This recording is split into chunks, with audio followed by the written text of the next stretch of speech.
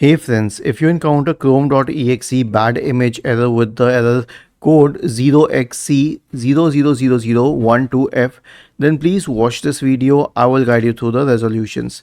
Now the first solution is to delete app data. What is app data basically? It is the cache. So press the Windows key and the R button together to open the run window. Type the command %app data % and hit enter. This will open the app data folder. Right click on the Google Chrome folder and delete it. If you find anything else associated with Chrome, delete that as well. Basically delete all the app data. Then search for disk cleanup in the Windows search bar and open disk cleanup. Open it and then delete everything.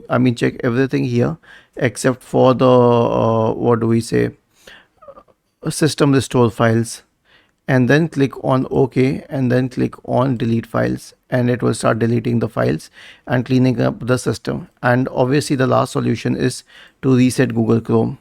So open Google Chrome, click on these three dots at the top right corner, select settings from the menu, go to the reset settings tab on the list on the left hand side, select restore settings to the original defaults and select reset settings.